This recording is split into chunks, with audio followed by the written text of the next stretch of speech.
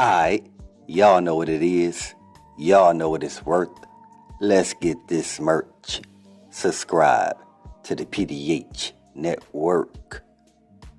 Alright, y'all see what's going on here? As y'all see the thumbnail, y'all read the title under the thumbnail. Yeah, man, this one today is dealing with your boy, no other than Boosie, huh? Now check this out, man. Duke GDs press Tootie raw. Contact Boosie shooters put up with Blickys. Smack Charleston White, man. See, we knew it would come to this. Even Boosie spoke on the lifestyles of rappers and how all the attention you want as a rapper comes with pressure, man. Not only pressure, but issues with the laws, the ops, and the scammers. Boosie even spoke on, hey, man, it's people coming from all type of directions to set you up, man, to set you up for failure. But it's up to you to be aware of these type of things. And Boosie also speaks on this is something that he's teaching his son Tootie Raw. See, and this is the thing. This is the reason why Charleston White went back and forth with Tootie Raw, whom is Boosie's son, and King, whom is T.I.'s son, man. But I'm going to get back to that in a minute. But check this out, man. Yeah, man, Boosie even spoke on, like I said, man, having issues with the laws, the ops, and the scammers, and how family members or friends do underhanded activities behind your back. I know y'all familiar with the dispute between Boosie and his brother over Boosie artist Young Blue. You see what I'm saying? That's the example of getting in the rap industry, and then you got family members that don't want to team up with you, but they want to go against you, man. Even your friends, family, friends, the people you supposedly grew up with, you know what I'm saying? It could even be your girlfriend, someone that you fell in love with at the beginning of your career, and they start to change based on the money that you seeing, you know what I'm saying? And they believe in that everything that you got is theirs, you know what I'm saying? Example, what 50 Cent is going through. And Boosie also speaks on, he understands what 50 Cent is going through with his son.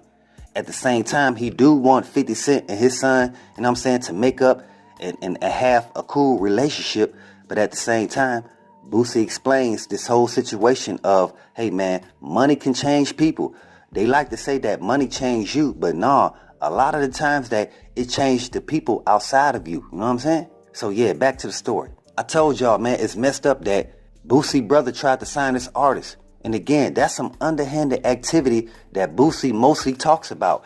And this is what he's trying to explain to his son, Tootie Raw, even about his uncle. You know what I'm saying? So Boosie even goes on about how his brother tried to sign his artist without even informing Boosie. Even going to the extent of forging Boosie's name just to get the advancement money for signing an artist. But Boosie says it's getting handled right now through legalities at this moment. But Boosie informed Tootie of all this. But Boosie informed Tootie Raw of all the pitfalls because his young mind only sees all the glitz and glam. But y'all know Charleston White has something to say. Charleston is basically saying that's what he been trying to tell these rappers the whole time, who want to raise their seeds to be rappers and ignoring all that comes with said profession. Now with that, I agree with Charleston White, man. We got too many rappers that's raising their kids to be rappers as well. I mean, what happened to other professions? Other professions that you and your whole family could benefit from, you know what I'm saying? Without you having to watch your back all the time, you know what I'm saying? And we talking about lawyers, doctors, I mean, automotives, auto techs, you know what I'm saying? Get into the STEM programs. There are so many fields that we can get into that we ignore. And then on the other end, we like to play victim. We like to blame people for things that we are not setting ourselves up for. You know what I'm saying? And again, we got enough rappers. I done said this before. This is what I agree with Charleston White on. We have enough rappers. Okay, y'all? Okay, entertainers? Can we please create the next generation to be builders, creators, investors? You know what I'm saying? Not just rappers, not just entertainers. Don't get me wrong. What I'm saying is there's nothing wrong with that field. But what I'm saying is it's getting oversaturated. And y'all know what I mean by that. It's real talk. It's getting too oversaturated. You got people who barely able to raise their kids, but they throwing them right on social media. Come on, man. Wait for your child to grow and develop, you know what I'm saying, to understand what they want to do before you just throw them out there and put them right on camera. They don't even know what they doing on camera, man. So again, man, back to it, like I stated, I agree from that perspective of what Charleston White is saying. We need to raise the youth to be better than just rappers, man. Especially if the rapper is coming out and explaining himself like, yeah, I make a lot of money in this profession because I'm all the way in the game now. Ain't no turning back. But what I teach my son or what I teach the next person that's young is, hey man, you probably want to try something else. You know what I'm saying? It's the same thing like once upon a time when everybody wanted to be basketball players. You know what I'm saying? Right around that Michael Jordan era, right? Everybody wanted to be that. Even if the person didn't succeed, they will feel like their whole life has been a downfall. You know what I'm saying?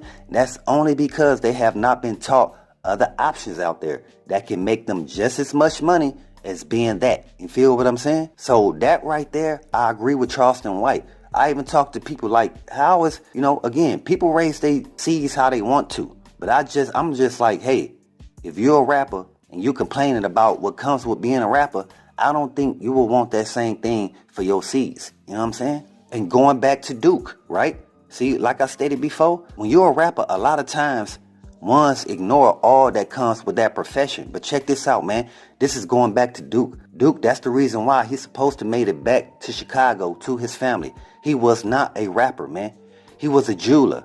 And he was great at his craft, especially at a young age. See, at that young age that Duke was, man, again, just picturing being older, where he's able to pass this down to his seeds. You know what I'm saying?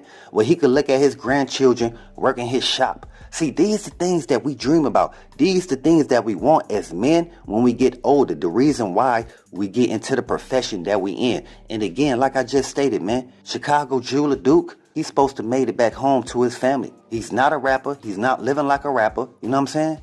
So again, it's like, who are we protecting out here? What I'm stating is, he's supposed to be the guy that make it back home to his family.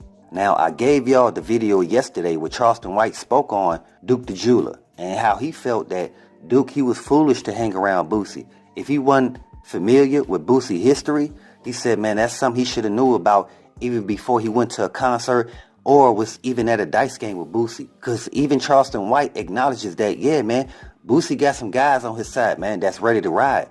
Boosie nephew and his affiliates, they be doing things without Boosie acknowledgement. But yeah, man, back to the story. This the reason why Duke the Jeweler, he's supposed to grow old in that industry and pass it down to his seeds. Now, messing with rappers, ninjas and they friends, again, not blaming Boosie, but they saying those young dudes that's clicked up with Boosie nephew is out here making moves. Like I stated, either on Boosie accord or without his acknowledgement, man. That's the thing, right? A lot of times, once those guys get the green light, they going at any moment. You know what I'm saying? Because they feel like anybody that's not on their side is a walking lick. And that's real talk, man. And that's something that Charleston White even spoke on. You have to be aware of these rappers that you hanging around. You know what I'm saying? He said when he hung around Rainwater, you know what I'm saying, was clicking up with Trap Boy Freddy and all that. He said, man, he had to keep his cool because he knew what comes with being a rapper. So at the moment, while they at a strip club or something, he'll play it cool. He said, but the next moment, he got free space, he out of there. He said, because he don't feel comfortable being around rappers like that, knowing what comes with them. You know what I'm saying? Because like even Boosie stated, who's a rapper? Hey, man, it could be your family. You know what I'm saying? It could be the loss. It could be your ops. You know what I'm saying? The ops, they could be your family or somebody you grew up with. You never know, man. Now, again, that's right there. It's a messed up situation. Yeah, man, how would y'all feel? And that's the thing. I don't think a lot of people is taking that into consideration based on, right? If you raise your child, you raise your seed to not be in the streets, to be a productive citizen. You know what I'm saying? Especially within our communities, because we don't have too many of those. Let's be realistic, okay?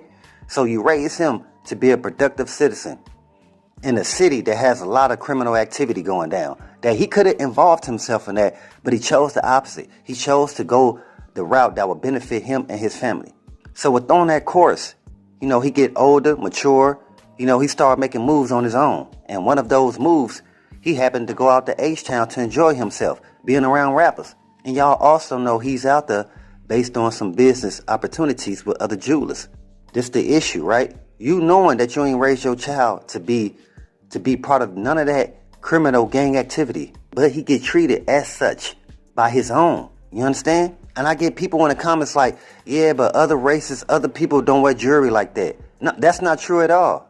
The most people that wear the biggest gold chains are not even in this country. Come on, man. Then the UAE or something. You raising your seeds to be productive, but our own is treat them like they part of that gang, that street life. Like, where do we draw the line at? That's what I want to say. Where do we draw the line of how we treat somebody that's in the streets and how we treat somebody based on their profession? You know what I'm saying? But just pay attention. We got more in store. Hey, but as always, y'all know what it is.